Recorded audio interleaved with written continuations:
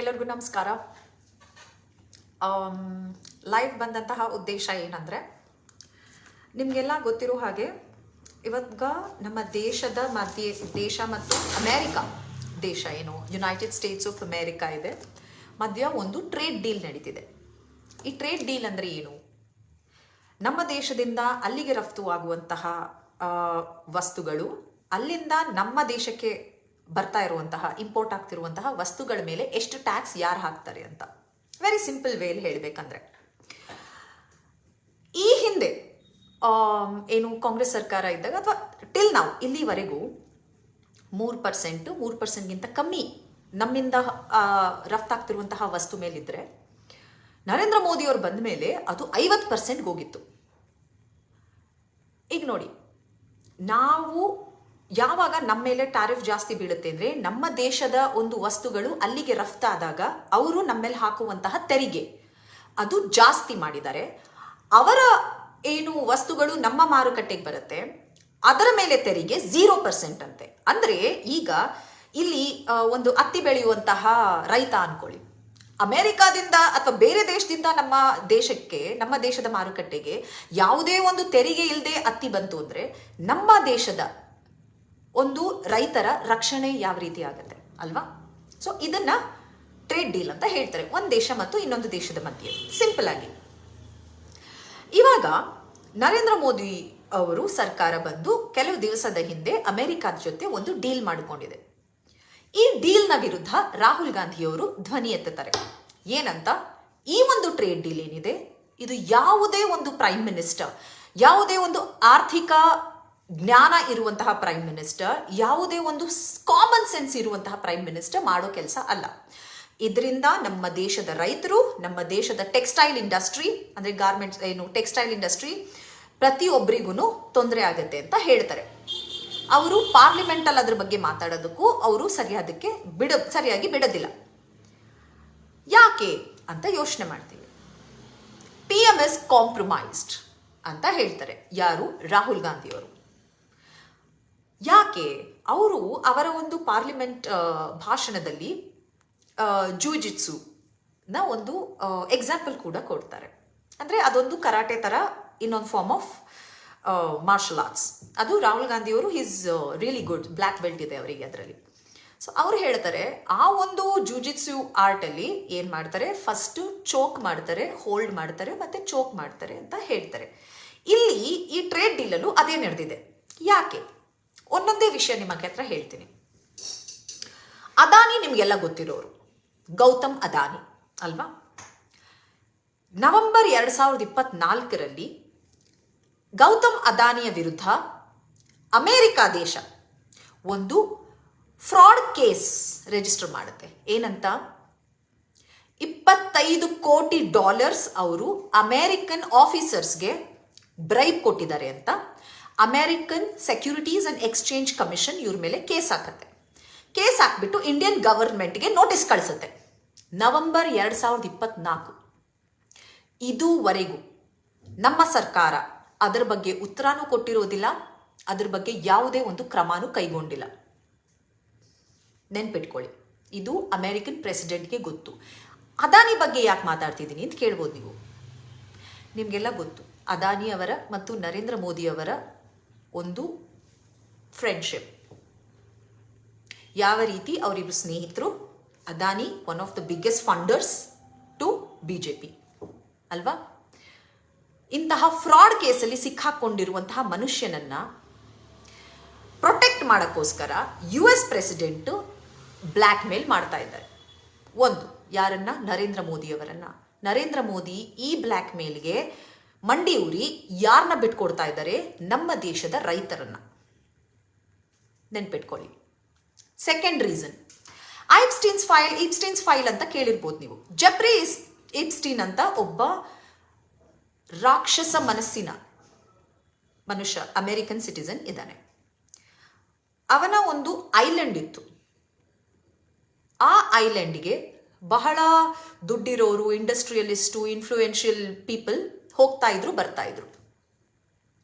ಆ ಐಲ್ಯಾಂಡಲ್ಲಿ ಏನು ನಡೀತಿತ್ತು ಅಂತ, ಆ ಮನುಷ್ಯ ಆಗಲೇ ಸತ್ತು ಹೋಗಿದ್ದು ಆಯಿತು, ಅವನನ್ನ ಪೀಡೋಫೈಲ್ ಅಂತ, ಅಂದ್ರೆ ಸಣ್ಣ ಸಣ್ಣ ಮಕ್ಕಳನ್ನ ಅತ್ಯಾಚಾರ ಮಾಡೋನು ಅಂತ ಆಗ್ಲೇನೆ ಜೈಲ್ಗೂ ಕೂಡ ಹಾಕಿದ್ರು. ಆ ಮನುಷ್ಯನ ಬಗ್ಗೆ ನಾನು ಯಾಕೆ ಮಾತಾಡ್ತಿದ್ದೀನಿ ಅಂತ ನೀವು ಕೇಳ್ಬೋದು. ಈ ಐಪ್ಸ್ಟೈನ್ಸ್ದು ಫೈಲ್ ನ American department of justice release ಮಾಡ್ತಾ ಬರುತ್ತೆ. ಆ ಮನುಷ್ಯನ ಡೈರಿಲಿ ಇದ್ದಂತಹ ಅಪಾಯಿಂಟ್ಮೆಂಟ್ಗಳು, ಯಾವ್ಯಾವ ಮೀಟಿಂಗ್ಸ್ ಮಾಡಿದ್ದಾನೆ, ಆ ಮನುಷ್ಯ ಎಷ್ಟು ಇಮೇಲ್ಸ್ ಮಾಡಿದ್ದಾನೆ, ಯಾರ್ಯಾರಿಗೆ ಮಾಡಿದ್ದಾನೆ ಅಂತ. ಯಾರಿಗೆ ಮಾಡಿದ್ದಾರೆ ಗೊತ್ತಾ? ನಮ್ಮ ರಾಷ್ಟ್ರ ಸಚಿವ ಸಂಪುಟದಲ್ಲಿ ಕೂತ್ಕೊಳ್ಳುವಂತಹ ಹರ್ದೀಪ್ ಸಿಂಗ್ ಪೂರಿ. ಹರ್ದೀಪ್ ಸಿಂಗ್ ಪೂರಿಗೂ ಈ ಮನುಷ್ಯನಿಗೂ ಸ್ನೇಹ ಇತ್ತಂತೆ. ಎಂತಹ ಸ್ನೇಹ? ಇವಾಗ ಬಂದು ಅವ್ರು ಹೇಳೋದು, ಓ ಇಟ್ ವಾಸ್ ಜಸ್ಟ್ ಒಫಿಷಿಯಲ್. ಈ ಪದ್ಮಜಾ ಜೋಶಿ ಅಂತ ಒಬ್ರು ಆಂಕರ್ ಕೂಡ ಬಂದು, ಓ ಆ ಮನುಷ್ಯ ಪೀಡೋಫೈಲ್ ಇರ್ಬೋದು, ಆ ಮನುಷ್ಯ ಅಪ್ರಾಪ್ತ ಹೆಣ್ಣು ಮಕ್ಕಳನ್ನ ಅತ್ಯಾಚಾರ ಮಾಡಿರ್ಬೋದಂತೆ, ಆದ್ರೆ ಅವನಿಗೆ ಇನ್ನೊಂದು ಸೈಡ್ ಇತ್ತಂತೆ, ಅವನು ಪವರ್ ಬ್ರೋಕರ್ ಅಂತೆ.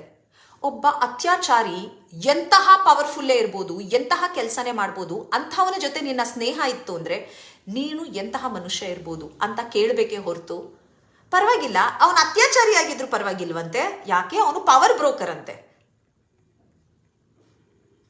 ಇದು ಇವತ್ತಿನ ನಮ್ಮ ಮೀಡಿಯಾದಿ ಕೆಲವರು ಇಳಿದಿರುವಂತಹ level. Anyways, coming back, Hardeep Singh ಪೂರಿಗೆ ಬರೋಣ. ಆ ಇಮೇಲ್ಗಳಲ್ಲಿ ಹರ್ದೀಪ್ ಸಿಂಗ್ ಪೂರಿ ಹೇಳೋದು, ಗೋ ಹ್ಯಾವ್ ಫಾನ್, ನಿನ್ಗೆ ಯಾರು ಹೇಳ್ಕೊಡ್ಬೇಕಾಗಿಲ್ಲ, ಯಾವಾಗ ವಾಪಸ್ ಬರ್ತೀಯ ಹೇಳು, ನಾನು ಬರಬೇಕು, ನಿಮ್ಮನ್ನು ಮೀಟ್ ಮಾಡಬೇಕು, ಅದು ಇದು ಅಂತ. ನೆಕ್ಸ್ಟ್ ಅನಿಲ್ ಅಂಬಾನಿ ಹೆಸರು ಬರುತ್ತೆ ಅದರಲ್ಲಿ. ಅನಿಲ್ ಅಂಬಾನಿನ ಜೆಫ್ರಿ ಎಪ್ಸ್ಟೈನ್ ಕರೆಯೋದು ಮೋದೀಸ್ ಮ್ಯಾನ್ ಅಂತ ಇಮೇಲ್ಗಳಲ್ಲಿ. ಆಯ್ತಾ? ಅನಿಲ್ ಅಂಬಾನಿ, ಇವತ್ತು ಅನಿಲ್ ಅಂಬಾನಿ ಮೇಲೆ ಕೋಟ್ಯಾಂತರ ರೂಪಾಯಿ ಇಡಿಯಿಂದ ಕೇಸ್ ಇದೆ, ಆದರೆ ಜೈಲಲ್ಲಿಲ್ಲ. ಎಪ್ಸ್ಟೈನ್, ಅನಿಲ್ ಅಂಬಾನಿ, ಹರ್ದೀಪ್ ಸಿಂಗ್ ಪೂರಿ, ಅದಾನಿ, ಈ 4 ಹೆಸರಿದೆಯಲ್ಲ, ಈ 4 ಹೆಸರಿಟ್ಕೊಂಡು ಅಮೇರಿಕನ್ ಪ್ರೆಸಿಡೆಂಟ್ ನರೇಂದ್ರ ಮೋದಿಯ ಮೇಲೆ ಬ್ಲ್ಯಾಕ್ ಮೇಲ್ ಮಾಡಿದ್ದು. ಈ ಒಂದು ಟ್ರೇಡ್ ಡೀಲ್ನ ನರೇಂದ್ರ ಮೋದಿ ನಮ್ಮ ರೈತರ ಹಿತ ಕೂಡ ಯೋಚನೆ ಮಾಡದೆ ಅವರ ಭವಿಷ್ಯನ ಕಾಂಪ್ರಮೈಸ್ ಮಾಡಿಕೊಂಡಿದ್ದು. ಅದು ಯಾವ ರೀತಿ? 2 ವಾರದ ಹಿಂದೆ ಅನ್ಸುತ್ತೆ ಈ ಟ್ರೇಡ್ ಡೀಲ್ನ ಅವರು ಫೈನಲೈಸ್ ಮಾಡಕ್ಕೆ ಹೋಗಿದ್ದು. ಇವಾಗ ಅಮೆರಿಕನ್ ಸುಪ್ರೀಂ ಕೋರ್ಟ್ ಬಂದು ಹೇಳುತ್ತೆ, ಟ್ರಂಪ್ ಏನಿದ್ದಾರೆ ಅಮೆರಿಕನ್ ಪ್ರೆಸಿಡೆಂಟ್, ಅವ್ರು ಹೇಳೋದು, ಈ ಟ್ಯಾರಿಫ್ಗಳು ನಾನು ಬೇರೆ ದೇಶದ ಮೇಲೆ ಹಾಕ್ತಿದ್ದೀನಲ್ಲ, ಇಂಡಿಯಾ ಅಂತ ದೇಶದ ಮೇಲೆ ಬ್ಲ್ಯಾಕ್ ಮೇಲ್ ಮಾಡಿ ಅವರ ಪ್ರೈಮ್ ಮಿನಿಸ್ಟರ್ನ, ಆ ಟ್ಯಾರಿಫ್ ಏನು ಮಾಡುತ್ತೆ, ಇವತ್ತು ನಮ್ಮ ಜನ ಅಂದರೆ ಅವರ ಅಮೇರಿಕನ್ಸು ಇನ್ಕಮ್ ಟ್ಯಾಕ್ಸ್ ಕಟ್ಟೋದನ್ನ ಕಮ್ಮಿ ಮಾಡಿ ಬೇರೆ ದೇಶಗಳಿಂದ ನಾನು ದುಡ್ಡು ತಗೋತೀನಿ, ಅವ್ರನ್ನ ಬ್ಲ್ಯಾಕ್ ಮೇಲ್ ಮಾಡಿ ಅಂತ ಹೇಳಿರೋದು. US tariffs will replace Americans income tax ಅಂತ ಹೇಳಿದ್ದಾರೆ. ಯಾಕೆ? ಅವ್ರಿಗೆ ಅಲ್ಲಿನ ಓಟ್ ಬೇಕು, ಅವರು ಕಮ್ಮಿ ಮಾಡಲೇಬೇಕಲ್ವಾ ಟ್ಯಾಕ್ಸ್ ಅದಕ್ಕೆ. ಆಯ್ತಾ? ಇವಾಗ ಏನಾಗಿದೆ, ಸುಪ್ರೀಂ ಕೋರ್ಟ್ ಬರುತ್ತೆ, ಈ ಪವರ್ ಇಷ್ಟು ಟ್ಯಾರಿಫ್ಸ್ನ ಏನು ಹಾಕಿದ್ದಾನೆ ಟ್ರಂಪ್, ಅಮೆರಿಕನ್ ಪ್ರೆಸಿಡೆಂಟ್ ಟ್ರಂಪ್, ಇದು ಬರೀ ಅವರು international emergency economic powers act ದಲ್ಲಿ ಹಿ ಹಸ್ ಅಸ್ಯೂಮ್ ದ ಪವರ್, ಅಲ್ಲಿಂದ ಪವರ್ ತಗೊಂಡು ಮಾಡಿರೋದು. ಬಟ್ ಆ ಆಕ್ಟ್ನ ಇಂಪ್ಲಿಮೆಂಟ್ ಮಾಡೋಕ್ಕಾಗೋದು ಅಮೆರಿಕಾಗೆ ಒಂದು ಎಕ್ಸ್ಟರ್ನಲ್ ಥ್ರೆಟ್ ಇದೆ, ಅಂದರೆ ಏನಾದರೂ ವಾರ್ ನಡೀತಾ ಇದ್ರೆ ಸುಪ್ರೀಂ ಕೋರ್ಟ್ ಬಂದು ಹೇಳುತ್ತೆ, ನೀನು ಈ ಕೆಲಸ ಮಾಡೋ ಹಾಗಿಲ್ಲ, ಯಾಕೆಂದ್ರೆ ದಿಸ್ ಇಸ್ ಪೀಸ್ ಟೈಮ್ ಅಂತ. ಸುಪ್ರೀಂ ಕೋರ್ಟ್ ಹೇಳ್ತಾ ಇದೆ, ಅವರ ಸುಪ್ರೀಂ ಕೋರ್ಟ್ ಟ್ರಂಪ್ ಮಾಡಿರೋದು ತಪ್ಪು ಅಂತ. ಆದರೆ ನಮ್ಮ ಪ್ರಧಾನಮಂತ್ರಿ ಟ್ರಂಪ್ಗೆ ನೀವು ಏನು ಹೇಳಿದ್ರು ನಾವು ಮಾಡ್ತೀವಿ ಅಂತ ಹೇಳ್ತಾರೆ. ಒಪ್ಕೊಂಡು ಸೈನ್ ಮಾಡಕ್ಕೆ ರೆಡಿ. ನಮ್ಮ ರೈತರ ಒಂದು ಯೋಚನೆ ಕೂಡ ಇಲ್ಲದೆ. ಆಯ್ತಾ? ಅದಷ್ಟಕ್ಕೆ ಅಲ್ಲ, ಏನಾಗುತ್ತೆ, ನರೇಂದ್ರ ಮೋದಿನ ಈ ಪ್ರಶ್ನೆಗಳನ್ನು ರಾಹುಲ್ ಗಾಂಧಿಯವ್ರು ಕೇಳ್ತಾರೆ. ಅವಾಗ ಪ್ರತಿ ಸಲ ನೋಡ್ಕೊಳ್ಳಿ, ನಾರಾವಣೆ ಅವ್ರ ಬುಕ್ ನೋಡಿದ್ರಿ, ಅದ್ರ ಬಗ್ಗೆ ಆಮೇಲೆ ಮಾತಾಡ್ತೀನಿ. ನರೇಂದ್ರ ಮೋದಿಯವರು ಏನು ಮಾಡ್ತಾರೆ ಅಂದರೆ, ಫಸ್ಟು ಅವರ ಹೋಗ್ಬಿಟ್ಟು ಭಾಷಣಗಳಲ್ಲಿ ಅಳ್ತಾರೆ. ಏನಂತ, ನನ್ನ ಈ ಥರ ಕರೆದು ಬಿಟ್ರು, ನನ್ನ ಹೀಗೆ ಮಾಡಿಬಿಟ್ರು, ನನಗೆ ನನ್ನ ಏನು ಜೀವಕ್ಕೆ ಧಕ್ಕೆ ಇದೆ, ನನಗೆ ಹೀಗೆ ಮಾಡ್ತಾರೆ ಹಾಗೆ ಮಾಡ್ತಾರೆ. ಪಾರ್ಲಿಮೆಂಟಲ್ಲಿ ಮಹಿಳಾ ಎಂಪಿಗಳು ಹೋಗಿ ಪ್ರೊಟೆಸ್ಟ್ ಮಾಡಿದ್ರೆ ಅವರು ಇವ್ರ ಜೀವಕ್ಕೆ ಧಕ್ಕೆ ತರ್ತಿದ್ರಂತೆ. ಮಾತಾಡೋ ಇಂತಹ ಒಂದು ಹೇಳಿ ನಮ್ಮ ಪ್ರೈಮ್ ಮಿನಿಸ್ಟರ್ ಅಂತ ಹೇಳೋಕೆ ನಾಚಿಕೆ ಆಗುತ್ತೆ ನನಗೆ. ಒಂದು, ಎಲ್ಲದಕ್ಕಿಂತ ಮುಖ್ಯವಾಗಿ ಅವ್ರೇನು ಹೇಳ್ತಾರೆ, ಭಾಷಣಗಳಲ್ಲಿ ಅಳೋದು ನೋಡಿದ್ದೀರಾ, ನೆಕ್ಸ್ಟ್ ಏನ್ ಮಾಡ್ತಾರೆ, ಅವರ ಕ್ಯಾಬಿನೆಟ್ ಮಿನಿಸ್ಟರ್ ಒಬ್ಬೊಬ್ಬರನ್ನೇ ರಾಹುಲ್ ಗಾಂಧಿನ ಪರ್ಸನಲ್ ಆಗಿ ಅಟ್ಯಾಕ್ ಮಾಡಕ್ ಬಿಡ್ತಾರೆ. ಅವ್ರು ಸುಮ್ಮನಿರ್ತಾರ? ರಾಹುಲ್ ಗಾಂಧಿ ಎಲ್ಲ ಅವ್ರ ಅಪ್ಪ, ಅವ್ರ ತಾಯಿ, ಅವ್ರ ಅಪ್ಪ, ಅವ್ರ ಅಜ್ಜಿ, ಅವ್ರ ಮುತ್ತಾತವರೆಗೂ ಹೋಗ್ತಾರೆ. ನೆಹರು ಇಂದ ಹಿಡಿದು ಇಂದಿರಾ ಗಾಂಧಿ ಅವ್ರ ಬಗ್ಗೆ, ರಾಜೀವ್ ಗಾಂಧಿ ಅವ್ರ ಬಗ್ಗೆ, ಮತ್ತೆ ರಾಹುಲ್ ಗಾಂಧಿ ಅವ್ರ ಬಗ್ಗೆ ಸೇಮ್ ಟು ಸೇಮ್, ಪ್ರತಿ ಸಲ ಸೇಮ್, ಏನು ಹೊಸದಿಲ್ಲ, ಅಟ್ಯಾಕ್ ಮಾಡಕ್ ಸ್ಟಾರ್ಟ್ ಮಾಡ್ತಾರೆ. ಇವತ್ತಿನ ವಿಷಯ ಮಾತಾಡಿ. ನೀವು ಇವತ್ತು ಪ್ರೈಮ್ ಮಿನಿಸ್ಟರ್ ನಮ್ಮ ದೇಶದ್ದು. ಎಷ್ಟು ಸಲ ಹೇಳಿದ್ದೆ ಹೇಳ್ತೀರಾ? 12 ವರ್ಷ ಆಯಿತು ನೀವು ಪ್ರೈಮ್ ಮಿನಿಸ್ಟರ್ ಆಗಿ. ನಿಮ್ಮ ಒಂದು ಇನ್ಎಫಿಷಿಯನ್ಸಿನ ನೀವು ಸರಿಯಾಗಿ ಕೆಲಸ ಮಾಡಿಲ್ಲ ಅಂತ ಪಾಯಿಂಟ್ ಔಟ್ ಮಾಡಿದ ತಕ್ಷಣ ನೆಹರು ಜ್ಞಾಪಕ ಬಂದ್ಬಿಡ್ತಾರೆ. ನಿಮಗೆ ನಾಚಿಕೆ ಆಗಲ್ಲ? ಇಲ್ಲ ಸೆಲ್ಫ್ ಪಿಟಿ, ಅಯ್ಯೋ ನನ್ನ ಈ ಥರ ಅಟ್ಯಾಕ್ ಮಾಡ್ತಾರೆ ಆ ಥರ. ಅದೇ ಕಾಂಗ್ರೆಸ್ ಪ್ರೈಮ್ ಮಿನಿಸ್ಟರ್ಗಳು ಅವರ ಪ್ರಾಣ ಕೊಟ್ಟಿದ್ದಾರೆ. ನಿಮಗೆ ಗೊತ್ತಿರ್ಬೋದು, ರಾಜೀವ್ ಗಾಂಧಿ ಆಗ್ಬೋದು, ಇಂದಿರಾ ಗಾಂಧಿ ಅವರಾಗ್ಬೋದು. ಅವ್ರುಗಳೇ ಯಾವತ್ತೂ ಈ ಥರ ಹತ್ತಿರೋದು ನೋಡಿಲ್ಲ, ನನ್ನ ಜೀವಕ್ಕೆ ಭಯ ಇದೆ, ನನ್ನ ಜೀವಕ್ಕೆ ಭಯ ಇದೆ ಅಂತ. ಯೂತ್ ಕಾಂಗ್ರೆಸ್ ಅವರು ಏನ್ ಮಾಡ್ತಾರೆ, ಈ AI ಸಮಿಟ್ ಬಗ್ಗೆ ನೋಡಿದ್ದೀರಿ ನೀವು, ಆ ಗಲ್ಗೋಟಿಯ ಯೂನಿವರ್ಸಿಟಿ ಮಾಡಿರೋದು. ಏನ್ ಮಾಡಿದ್ದಾರೆ, AI ಸಮಿಟ್ ಅಂತ, ಇಂಟರ್ನ್ಯಾಷನಲ್ ಆರ್ಟಿಫಿಷಿಯಲ್ ಇಂಟೆಲಿಜೆನ್ಸ್ ಬಗ್ಗೆ ಸಮಿಟ್ ಮಾಡುತ್ತೆ ನಮ್ಮ ದೇಶ ಮೊದಲನೇ ಸಲ. ಅಲ್ಲಿ ಸರಿಯಾಗಿ ಊಟ ಇಲ್ಲ, ನೀರಿಲ್ಲ, ಪ್ರಾಬ್ಲಮ್ಗಳು. 6 ಗಂಟೆಗಳ ಕಾಲ ನರೇಂದ್ರ ಮೋದಿ ಅವರು ಮತ್ತೆ ಅಶ್ವಿನಿ ವೈಷ್ಣವ್ ಏನು IT ಮಿನಿಸ್ಟರ್ ಇದ್ದಾರೆ, ಅವರಿಬ್ರು ರೀಲ್ಸ್ ಮಾಡ್ಕೊಳ್ಳೋಕ್ಕೋಸ್ಕರ 6 ಗಂಟೆಗಳ ಕಾಲ ಎಲ್ಲರನ್ನೂ ಆಚೆ ಕಳಿಸ್ಬಿಡ್ತಾರೆ. ಆ ದೊಡ್ಡ ಕಾನ್ಫರೆನ್ಸ್ ಇಂದ ಬೇರೆ ಬೇರೆ ದೇಶಗಳಿಂದ ಬಂದಿರೋ ಜನನಾಗ್ಬೋದು, ನಮ್ಮ ಒಂದು IT ವಲಯದಲ್ಲಿರುವಂತಹ ಜನಗಳು ಏನಲ್ಲಿದ್ರು ಎಲ್ಲರನ್ನೂ ಆಚೆ ಕಳಿಸಿ 6 ಗಂಟೆಗಳ ಕಾಲ ಅವ್ರನ್ನ ಆಚೆ ಕೂಡಾಕಿರ್ತಾರೆ. ಅವರ ಏನು ವಸ್ತುಗಳಿದ್ವು, ಈ ಟೆಕ್ನಾಲಜಿ ಯೂಸ್ ಮಾಡೋದಕ್ಕೆ, ಅವ್ರ ಕಂಪ್ಯೂಟರ್ಸ್ ಆಗ್ಬೋದು, ಯಾವುದೇ ಒಂದು AI ವಸ್ತುಗಳಿದ್ವು, ಎಲ್ಲ ಅವರು ಅಲ್ಲೇ ಬಿಟ್ಟು ಹೋಗಿರ್ತಾರೆ. ವಾಪಸ್ ಬರೋಷ್ಟೊತ್ತಿಗೆ ಅದು ಕಳ್ಳತನ ಆಗಿರುತ್ತೆ. ಇದು ಇಂಟರ್ನ್ಯಾಷನಲ್ AI ಸಮಿಟ್ ಇವ್ರು ಮಾಡ್ತಿರೋದು. ಆಯ್ತಾ? ಗಲ್ಗೋಟಿ ಅಂತ ಒಂದು ಯೂನಿವರ್ಸಿಟಿ ಇದೆ, ಅವರಿಗೂ ಒಂದು ಜಾಗ ಕೊಟ್ಟಿರ್ತಾರೆ, ಅಲ್ಲಿ ಬಂದು ಅವರ ಒಂದು ಇದನ್ನ ಪ್ರೆಸೆಂಟ್ ಮಾಡ್ಕೊಳ್ಳಿ ಅಂತ. ಅವ್ರಿಗೆ ಯಾಕೆ ಕೊಡ್ತಾರೆ ಅಂತಾನು ಹೇಳ್ತೀನಿ. ಈ ಹಿಂದೆ ರಾಹುಲ್ ಗಾಂಧಿ ಅವರ ವಿರುದ್ಧ ಅವ್ರ ಸ್ಟೂಡೆಂಟ್ಗಳನ್ನ ಬಿಟ್ಟು ಪ್ರೊಟೆಸ್ಟ್ ಮಾಡಿಸಿದ್ರು. ಆ ಸ್ಟೂಡೆಂಟ್ಗಳಿಗೆ ಮಧ್ಯ ಇವರು ಪ್ರೆಸ್ ಅವ್ರು ಹೋಗ್ತಾರೆ, ಏನು ಪ್ರೊಟೆಸ್ಟ್ ಮಾಡ್ತಿದ್ರು ಅಂದ್ರೆ ಅವ್ರಿಗೆ ಗೊತ್ತಿಲ್ಲ.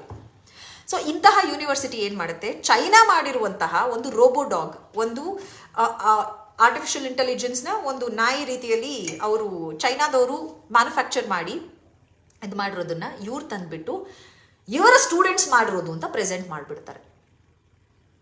ಇದು ಇಂಟರ್ನ್ಯಾಷನಲ್ ನ್ಯೂಸ್ ಆಗಿಬಿಡುತ್ತೆ. ಜಗತ್ತಿನ ಮಟ್ಟದಲ್ಲಿ, ಜಾಗತಿಕ ಮಟ್ಟದಲ್ಲಿ ಅವಮಾನ ಆಗುತ್ತೆ ದೇಶಕ್ಕೆ. ಅದು ಒಂದು ಕಡೆ ಆಯಿತು. ಇವೆಲ್ಲ ಆಗ್ತಿರುವಂತಹ AI ಸಮಿಟಲ್ಲಿ ಇವತ್ತು AI ವರೆಗೂ ಹೋಗಿದ್ದೀರಲ್ಲ, ಕೋಟಿ ಕೋಟಿ ಖರ್ಚು ಮಾಡ್ತಿದ್ದೀರಲ್ಲ, ನಮ್ಮ ರೈತರ ಒಂದು ಹಿತದೃಷ್ಟಿಯಿಂದ ನೋಡದೆ ಹೇಗೆ ನೀವು ಹೋಗಿ ಇಂತಹ ಟ್ರೇಡ್ ಡೀಲ್ನ ಸೈನ್ ಮಾಡಿದ್ರಿ ಅಂತ ಯೂತ್ ಕಾಂಗ್ರೆಸ್ ಹುಡುಗರು ಅಲ್ಲಿ ಹೋಗಿ ಪ್ರೊಟೆಸ್ಟ್ ಮಾಡ್ತಾರೆ. ಇಂಥ ಜಾಗಕ್ಕೆ ಬಂದು ಪ್ರೊಟೆಸ್ಟ್ ಮಾಡಿಬಿಟ್ರು, ದೇಶಕ್ಕೆ ಅವಮಾನ ಮಾಡಿಬಿಟ್ರು ಅಂತೀರಲ್ಲ. ನಿಮಗೆ ಗೊತ್ತಾ ಡೆಮೋಕ್ರಸಿ ಅಂದ್ರೆ ಏನಂತ, ಪ್ರಜಾಪ್ರಭುತ್ವ ಅಂದ್ರೆ ಏನು ಅಂತ? ಪ್ರಜಾಪ್ರಭುತ್ವದಲ್ಲಿ ಪ್ರತಿಯೊಂದು ಇಂಟರ್ನ್ಯಾಷನಲ್, ಯಾವುದೇ ದೇಶ ತಗೊಳ್ಳಿ, ದೊಡ್ಡ ದೊಡ್ಡ ಇಂಟರ್ನ್ಯಾಷನಲ್ ಇದ್ರಲ್ಲೂ ಪ್ರೊಟೆಸ್ಟ್ಗಳು ನಡೆಯುತ್ತೆ. ಹಾಗೆ ಇಲ್ಲೂ ನಡೆದಿದೆ. ಅದಕ್ಕೆ ನಿಮಗೆ ಭಯ ಯಾವ ಮಟ್ಟಕ್ಕೆ ಉಟ್ಕೊಂಡಿದೆ ಅಂದರೆ, ಅವ್ರನ್ನೆಲ್ಲ ಅರೆಸ್ಟ್ ಮಾಡಿ, ನ್ಯಾಷನಲ್ ಯೂತ್ ಕಾಂಗ್ರೆಸ್ ಪ್ರೆಸಿಡೆಂಟ್ನೂ ಅರೆಸ್ಟ್ ಮಾಡಿ. ಡೆಮೋಕ್ರಸಿ ಅಂದರೆ ಇವತ್ತು ನಾವು ಪ್ರಶ್ನೆ ಕೇಳೋ ಹಾಗಿಲ್ಲ, ನಾವು ಪ್ರೊಟೆಸ್ಟ್ ಮಾಡೋ ಹಾಗಿಲ್ವಾ? ಏನು ನಡೀತಿದೆ ಇಲ್ಲಿ? ಓಕೆ, ನಂತರ ಏನಾಯಿತು, AI ಸಮಿಟ್ ಬಗ್ಗೆ ಹೇಳದ್ನ. ಈಗ ಪಿಯೂಷ್ ಗೋಯಲ್ ಯಾರು, ಕಾಮರ್ಸ್ ಮಿನಿಸ್ಟರ್, ಅವರೇ ತಾನೇ ಇಂಪಾರ್ಟೆಂಟು ಈ ಡೀಲ್ಗೆ. ಸೊ ಅವರು ಮತ್ತು ಜೈಶಂಕರ್ ಬಂದು ಮಿನಿಸ್ಟ್ರಿ ಆಫ್ ಎಕ್ಸ್ಟರ್ನಲ್ ಅಫೇರ್ಸ್, ಇವ್ರು ಬಂದು ಕಾಮರ್ಸ್ ಆ್ಯಂಡ್ ಇಂಡಸ್ಟ್ರಿ ಮಿನಿಸ್ಟರು. ಇವ್ರನ್ನ ಕೇಳಿದ್ರೆ ಪ್ರಶ್ನೆ ಅವ್ರನ್ನ ಕೇಳಿ ಅಂತಾರೆ, ಅವ್ರನ್ನ ಕೇಳಿದ್ರೆ ಪ್ರಶ್ನೆ ಇವ್ರನ್ನ ಕೇಳಿ ಅಂತಾರೆ. US ಟ್ರೇಡ್ ಡೀಲ್ ಬಗ್ಗೆ ಇಬ್ರಿಗೂ ಗೊತ್ತಿಲ್ಲ. ಯಾಕೆ ಇದು ನಡೆದಿರೋದು ನರೇಂದ್ರ ಮೋದಿ ಲೆವೆಲಲ್ಲಿ, ಯಾಕೆಂದ್ರೆ ಬ್ಲ್ಯಾಕ್ ಮೇಲ್ ನಡೀತಿರೋದು ಅವ್ರ ಲೆವೆಲಲ್ಲಿ. ನರೇಂದ್ರ ಮೋದಿ ಏನು ಡಿಸಿಷನ್ ತಗೊಂಡಿದ್ದಾರೆ ಅಂತ ಇವರಿಬ್ರಿಗೆ ಗೊತ್ತಿಲ್ಲ. ಕಾಮರ್ಸ್ ಆ್ಯಂಡ್ ಇಂಡಸ್ಟ್ರೀಸ್ ಮಿನಿಸ್ಟರ್ಗೂ ಗೊತ್ತಿಲ್ಲ, ಎಕ್ಸ್ಟರ್ನಲ್ ಅಫೇರ್ಸ್ ಮಿನಿಸ್ಟರ್ಗೂ ಗೊತ್ತಿಲ್ಲ.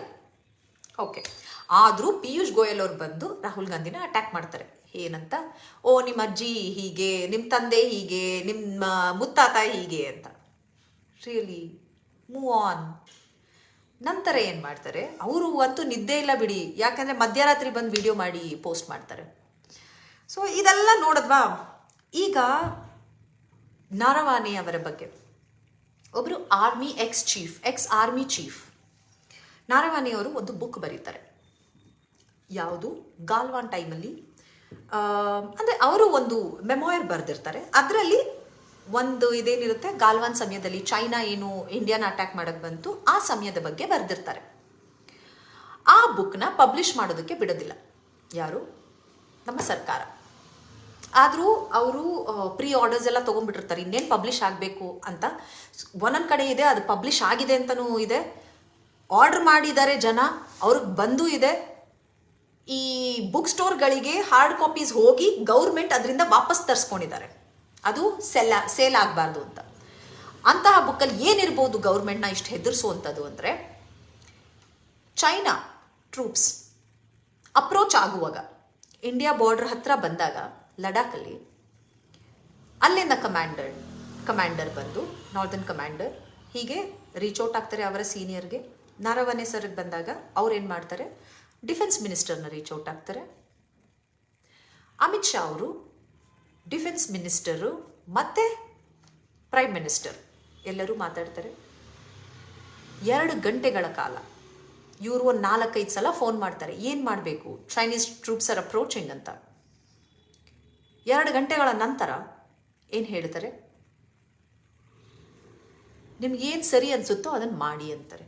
ಇದನ್ನೇ ಹೇಳಬೇಕಾಗಿದ್ರೆ 2 ನಿಮಿಷದಲ್ಲಿ ಹೇಳ್ಬೋದಿತ್ತಲ್ವ. ಇಷ್ಟು ಇಂಡಿಸಿಸಿವ್, ಅವ್ರಿಗೇನು ಬೇಕೋ ಅದು ಮಾಡೋ ಹಾಗಿದ್ದಿದ್ರೆ ನೀವ್ಯಾಕೆ ಪ್ರೈಮ್ ಮಿನಿಸ್ಟರ್ ಕೂತಿದ್ದೀರಿ? ಇಷ್ಟು ಭಯ. ಚೈನಾ ಬಗ್ಗೆ ಮಾತಾಡೋ ಹಾಗಿಲ್ಲ, ಪಾರ್ಲಿಮೆಂಟಲ್ಲಂತೂ ಮಾತೇ ಆಡಲ್ಲ, ಚೈನಾ ಅನ್ನೋ ಪದ ತೆಗಿಯಲ್ಲ ಪ್ರೈಮ್ ಮಿನಿಸ್ಟರ್. ನೀವು ಬೇಕಾದ್ರೆ ಹೋಗಿ ನೋಡಿ, ಚೈನಾ ಅಂತ ಅನ್ನೋ ಪದ ನಿಜವಾಗ್ಲೂ ಅವರು ತೆಗಿಯಲ್ಲ ಪ್ರೈಮ್ ಮಿನಿಸ್ಟರು ಪಾರ್ಲಿಮೆಂಟಲ್ಲಿ. ಅಷ್ಟು ಭಯ ಇದೆ. ಅಮೇರಿಕಾ, ಚೈನಾ ಈ 2 ದೇಶಗಳು ನಮ್ಮ ಪ್ರಧಾನಮಂತ್ರಿಯನ್ನ ಬ್ಲ್ಯಾಕ್ ಮೇಲ್ ಮಾಡ್ತಿದ್ದಾವೆ. ಚೈನಾದಿಂದ ನಮ್ಮ ಬಾರ್ಡರ್ಸ್, ನಮ್ಮ ನ್ಯಾಷನಲ್ ಸೆಕ್ಯೂರಿಟಿ ರಿಸ್ಕಲ್ಲಿದೆ. ಅಮೇರಿಕಾಯಿಂದ ನಮ್ಮ ಎಕನಾಮಿಕ್ ಸೆಕ್ಯೂರಿಟಿ ರಿಸ್ಕಲ್ಲಿದೆ. ಆದರೆ ನರೇಂದ್ರ ಮೋದಿ ಅವರ ಪ್ರಯಾರಿಟಿ ಇವತ್ತು ಯಾರು? ಅದಾನಿ. ಗೌತಮ್ ಅದಾನಿಯನ್ನ US ಗೆ ಹಿಡ್ಕೊಟ್ರೆ, US ಗೆ ನಮ್ಮ ಮೇಲೆ ಯಾವುದೇ ಒಂದು, ಮತ್ತೆ ಹರ್ದೀಪ್ ಸಿಂಗ್ ಪೂರಿನ ರಿಸೈನ್ ಮಾಡಿಸಿದ್ರೆ ಅವರ ಕ್ಯಾಬಿನೆಟ್ ಮಿನಿಸ್ಟ್ರಿಯಿಂದ US ಗೆ ನಮ್ಮ ಮೇಲೆ ಯಾವುದೇ ಒಂದು ಪ್ರಾಬ್ಲಮ್ಮು, ಯಾವುದೇ ಒಂದು ಬ್ಲ್ಯಾಕ್ ಮೇಲು ಮಾಡೋದಕ್ಕೆ ಆಗೋದಿಲ್ಲ. ಆದರೆ ನರೇಂದ್ರ ಮೋದಿಯವರ ಕೆಲಸ ಮಾಡಲ್ಲ. ಯಾಕೆಂದರೆ ಹರ್ದೀಪ್ ಸಿಂಗ್ ಪೂರಿ ಮಾಡ್ತಾ ಇದ್ದಿದ್ದು ನರೇಂದ್ರ ಮೋದಿಯವರ ಕೆಲಸ. ಅದೇ ಎಪ್ಸ್ಟೈನ್ ಫೈಲ್ಸ್ ಅಲ್ಲಿ ಹೇಳ್ತಾರೆ, ನರೇಂದ್ರ ಮೋದಿಯವರು ಈ ಎಪ್ಸ್ಟೈನ್ನ ಅಡ್ವೈಸ್ ತಗೊಂಡಿದ್ರಂತೆ, ಇಸ್ರೇಲಲ್ಲಿ ಡ್ಯಾನ್ಸ್ ಆಡಿದ್ರಂತೆ, ಹಾಡಾಡಿದ್ರಂತೆ, ಯಾಕೆ ಟ್ರಂಪ್ ಕೇಳಿದ್ರು ಅಂತ. ಇದೆಷ್ಟು ನಿಜ ಎಷ್ಟು ಸತ್ಯ ಗೊತ್ತಿಲ್ಲ. ಇದು ಇಮೇಲ್ಸ್ ಅಲ್ಲಿ ಇರೋದು. Department of justice, US department of justice ಯಾರು ಫೇಕ್ ಕ್ರಿಯೇಟ್ ಮಾಡಲ್ಲ, ಅವ್ರು ಇರೋದನ್ನೇ ಬರೆದಿದ್ದಾರೆ. ಎನಿವೇಸ್, ಇನ್ನ 30 ಲಕ್ಷ ಇಮೇಲ್ಗಳು, files American department of justice release ಮಾಡಿಲ್ಲ. ನಿಧಾನಕ್ಕೆ ಒಂದೊಂದೇ ಅವರು ರಿಡ್ಯಾಕ್ಟ್ ಮಾಡಿ, ಯಾವುದಾದ್ರೂ ವಿಕ್ಟಿಮ್ಗಳ ಹೆಸರೆಲ್ಲ ಇದ್ರೆ ಅದನ್ನೆಲ್ಲ ಕ್ಯಾನ್ಸಲ್ ಮಾಡಿ ಒಂದೊಂದೇ ಬಿಡ್ತಾ ಇದ್ದಾರೆ. ಸೊ ಅದರಲ್ಲಿ ಯಾರಿಗೂ ಗೊತ್ತು ಯಾರ ಹೆಸರು ಬರ್ಬೋದು ಅಂತ. ನರೇಂದ್ರ ಮೋದಿಯವರು ಯಾವ ರೀತಿ ಕನೆಕ್ಟ್ ಆಗಿದ್ರು, ಹರ್ದೀಪ್ ಸಿಂಗ್ ಪೂರಿನ್ ಯಾಕೆ ಹಿಂಗೆ ಪ್ರೊಟೆಕ್ಟ್ ಮಾಡ್ತಿದ್ದಾರೆ ಅಲ್ವಾ. ಜಗತ್ತಿನಲ್ಲಿ ಈ ಒಂದು ಎಪ್ಸ್ಟೈನ್ಸ್ ಫೈಲಲ್ಲಿ ಬಂದಿರುವಂತಹ ಪ್ರತಿಯೊಬ್ಬರೂ ರಿಸೈನ್ ಮಾಡಿದ್ದಾರೆ. ಬಿಲ್ ಗೇಟ್ಸ್ನ ಇವರು AI ಸಮ್ಮಿಟ್ಗೆ ಕೀನೋಟ್ ಸ್ಪೀಕರ್ ಆಗಿ ಕರೀತಾರೆ. ಬಿಲ್ ಗೇಟ್ಸ್ ಹೆಸರು ಆ ಎಪ್ಸ್ಟೈನ್ ಫೈಲ್ಸ್ ಅಲ್ಲಿ ಇದೆ. ಅಮೆರಿಕಾದಲ್ಲಿ ಆ ಒಂದು ಫೈಲ್ಸ್ ಇರುವಂತಹ ಹೆಸರಿನ ಯಾವುದೇ ಒಂದು ಪವರ್ಫುಲ್ ವ್ಯಕ್ತಿ ಇವತ್ತು ರಿಸೈನ್ ಮಾಡ್ತಾರೆ. ಯುರೋಪಲ್ಲಿ ದೊಡ್ಡ ದೊಡ್ಡ ಮಟ್ಟದ ಒಂದು ಪೊಲಿಟಿಷಿಯನ್ಗಳು ರಿಸೈನ್ ಮಾಡ್ತಿದ್ದಾರೆ. ಬಿಲ್ ಗೇಟ್ಸ್ ಬಂದು ಇಲ್ಲಿ ಕೀನೋಟ್ ಸ್ಪೀಚ್ ಕೊಡ್ಬೇಕಾ ನಮಗೆ AI ಸಮ್ಮಿಟ್ ಅಲ್ಲಿ? ಆ ಮನುಷ್ಯ ಕೂಡ ಎಪ್ಸ್ಟೈನ್ಸ್ ಫೈಲ್ ಅಲ್ಲಿ ಇದ್ದಾನೆ. ಆ ಮನುಷ್ಯ ಕೂಡ ಅದೇ ಐಲ್ಯಾಂಡ್ ಹೋಗಿದ್ದಾನೆ. ಎಪ್ಸ್ಟೈನ್ ಇಸ್ ಅ ಪೀಡೋಫೈಲ್ ಅಂದೇ ಸಣ್ಣ ಸಣ್ಣ ಮಕ್ಕಳ ಮೇಲೆ ಅತ್ಯಾಚಾರ ಮಾಡೋರು. ಇಂತಹ ಮನುಷ್ಯನ ಸ್ನೇಹ ಇರೋದು ಈ ಹರ್ದೀಪ್ ಸಿಂಗ್ ಪೂರಿಗೆ. ಆ ಬಿಲ್ ಗೇಟ್ಸ್ ಕೂಡ ಲಾಸ್ಟ್ ಮಿನಿಟ್ ಬಿಲ್ ಗೇಟ್ಸೇ ಬಂದಿಲ್ಲ ಇಲ್ಲಿಗೆ, ನಾನು ಕೊಡಲ್ಲ ಸ್ಪೀಚು ಯಾಕೆಂದ್ರೆ ನನ್ನ ಹೆಸರು ಅದರಲ್ಲಿದೆ ಅಂತ. ಬಟ್ ಇಂಡಿಯನ್ ಗವರ್ಮೆಂಟ್ ಅಂಥವನ್ನ ಇನ್ವೈಟ್ ಮಾಡಿದೆ. ಯೋಚನೆ ಮಾಡ್ಕೊಳ್ಳಿ ಯಾವ ಮಟ್ಟಕ್ಕೆ ನಮ್ಮ ದೇಶದ ಮರ್ಯಾದೆ ಹಾಳಾಗ್ತಿದೆ ಇವತ್ತು ನರೇಂದ್ರ ಮೋದಿ ಅವರ ಕೈಯಲ್ಲಿ. ರಾಹುಲ್ ಗಾಂಧಿ ಅವರು ಪ್ರಶ್ನೆ ಕೇಳಿದ ತಕ್ಷಣ ಮುಂಚೆ ಎಲ್ಲ ಅವರನ್ನ ಪಪ್ಪು ಅಂತಿದ್ರು, ಇವತ್ತು ಹೆದರ್ಕೋತಾ ಇದ್ದಾರೆ. ಯಾವ ಮಟ್ಟಕ್ಕೆ ಹೆದರ್ತಿದ್ದಾರೆ ಅಂದ್ರೆ, ದಿನ ಒಬ್ಬೊಬ್ರು ಕ್ಯಾಬಿನೆಟ್ ಮಿನಿಸ್ಟರ್ಗಳು ಬರೋದು, ಪ್ರೆಸ್ ಕಾನ್ಫರೆನ್ಸ್ ಮಾಡೋದು ರಾಹುಲ್ ಗಾಂಧಿ ಅವ್ರ ವಿರುದ್ಧ. ಮತ್ತೆ ನರೇಂದ್ರ ಮೋದಿ ಅವ್ರು ಬಿಡಿ, ಎಲೆಕ್ಷನ್ ರ್ಯಾಲಿಗಳಲ್ಲಿ ಆಡೋದು, ಅಯ್ಯೋ ನನ್ನ ಹೀಗಂತಾರೆ, ನನ್ನ ಹಾಗಂತಾರೆ. ಸೀರಿಯಸ್ಲಿ, ಪ್ರೈಮ್ ಮಿನಿಸ್ಟರ್ ಅಂದಮೇಲೆ ಮೊದಲು ಗ್ರೇಸ್ ಇರಬೇಕು. ಒಂದು ಗ್ರೇಸಿಂದ ಕ್ರಿಟಿಸಿಸಮ್ಸ್ ತಗೊಳ್ಳಿ. ಒಂದೇ ಒಂದು ಪ್ರೆಸ್ ಕಾನ್ಫರೆನ್ಸ್ ಮಾಡಿ, ನಾವು ಪ್ರಶ್ನೆ ಕೇಳಲ್ಲ, ಜರ್ನಲಿಸ್ಟ್ಗಳು ಕೇಳೋ ಪ್ರಶ್ನೆಗಳು ಉತ್ತರಿಸಿ ನೀವು ಸಾಕು, ನೋಡೋಣ. ಬರೀ ಸ್ಕ್ರಿಪ್ಟೆಡ್ ಇಂಟರ್ವ್ಯೂಗಳು ಮಾಡೋದು, ಅವ್ರು ಯಾರು ಆ ಜರ್ನಲಿಸ್ಟ್ಗಳು ಯಾರ್ಯಾರು ಅವ್ರ ಪರ ಇದಾರಲ್ಲ, ಅವರು ನೀವು ಪಾಕೆಟಲ್ಲಿ ವಾಲೆಟ್ ಇಟ್ಕೊಂಡು ಹೋಗ್ತೀರಾ ಅಂತ ಕೇಳೋದು, ನೀವು ಮಾವಿನಣ್ಣು ಹೇಗೆ ತಿಂತೀರಾ, ಇಂಥ ಪ್ರಶ್ನೆಗಳು ಕೇಳೋರಿಗೆ ಇಂಟರ್ವ್ಯೂ ಕೊಡ್ತಾರೆ ನರೇಂದ್ರ ಮೋದಿಯವರು. ನಿಜವಾದ ಜರ್ನಲಿಸ್ಟ್ಗಳು ಪ್ರೆಸ್ ಕಾನ್ಫರೆನ್ಸ್ ಒಂದೇ ಒಂದು ಮಾಡಿ ಸಾಕು, ನೋಡೋಣ. It's a challenge. Anyways, comments ತಗೋತೀನಿ. That's a lot. Very true. Absolutely right. Okay. Thank you. Thank you. ಏನಾದ್ರು ಪ್ರಶ್ನೆ ಇದೆ ಕೇಳಿ.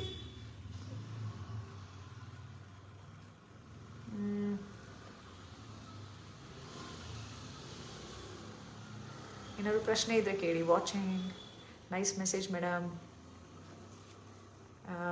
ಐ ಲೈಕ್ ಸ್ಪೀಚ್ ರೀ. ಓಕೆ. ಓಕೆ. Don't worry. ಕೆಲವು ಸಲ ನೀವು ಇಂಗ್ಲೀಷಲ್ಲಿ ಟೈಪ್ ಮಾಡ್ತಿರಲ್ಲ, ಕನ್ನಡನ ಅರ್ಥ ಆಗೋದಿಲ್ಲ ಏನು ಕೇಳ್ತೀರಿ ಅಂತ. Anyways, really nice talking to you all. ತುಂಬ ದಿವಸಗಳ ಮೇಲೆ ಈ ಒಂದು ಲೈವ್ ಮಾಡಿದೆ. ಆ್ಯಕ್ಚುಲಿ ಈಗ ಒಂದು ಡಿಬೇಟ್ ಇತ್ತು NDTVಯಲ್ಲಿ. ಅಲ್ಲಿ ಮಾತಾಡುವಾಗ ನಾನು ಏನು ರಿಸರ್ಚ್ ಮಾಡಿದ್ದೆ ನಿಮ್ಮ ಮುಂದೆ ಇಡಬೇಕಿದೆ ಅನಿಸ್ತು, ಅದಕ್ಕೆ ಈ ಒಂದು ಲೈವ್ ಮಾಡಿದ್ದು. Thank you very much. Good night. ನಮಸ್ಕಾರ.